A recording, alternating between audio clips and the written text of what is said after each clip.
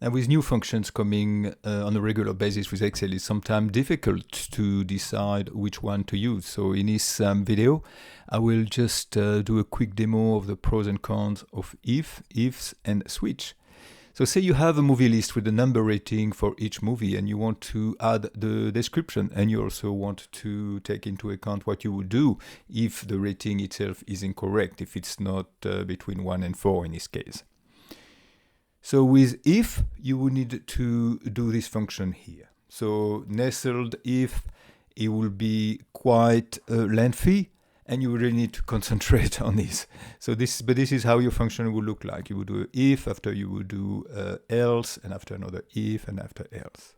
So now if you were to use ifs instead, you might be a little bit more relaxed. You can have one after the other without counting the commas and the bracket. So if the movie rating is 1, you would put great.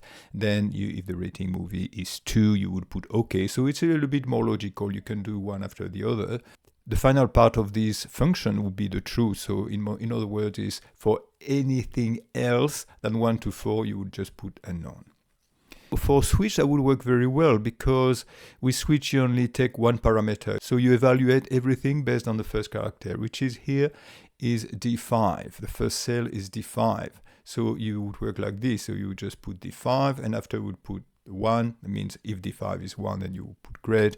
If D5 is 2, you would put okay, etc. And then at the end, you just don't need to put another value. The final statement that you would put would just be unknown. So switch would understand that as there is no evaluation, you would just put unknown here. So this is how it would work. Now let's review quickly the pros and cons of each.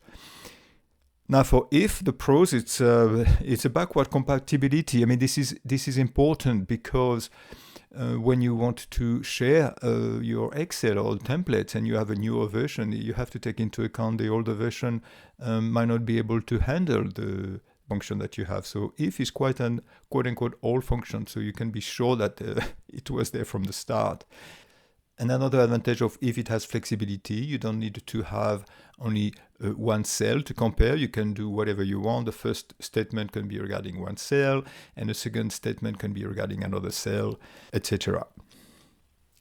The cons, obviously, it's hard to read, especially when you start to have too many conditions. So you need to concentrate, as I was saying, about the nest, as I call the nested ifs. You need to concentrate where to put your brackets and your commas and the like. So it can be quite cumbersome.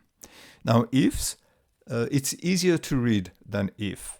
You can forget about all the brackets and commas. It's quite consistent. So that's much easier to write and to read as well. The con, and that's going to seem as well like a strange disadvantage, but it's relatively recent. So if you do an Excel with this and you share it with someone else, for instance, you do a template, you share it with someone else, it might not work. But if you just use it on your own, I would really recommend that you use ifs instead of if for this scenario here. But what about switch? Switch is even easier to write than if and even than ifs.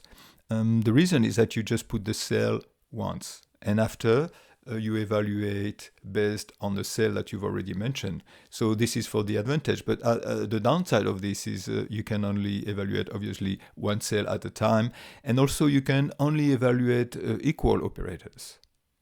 Another disadvantage is, of course, that also it's relatively recent, and then you might not be able to share your spreadsheet if you are using it.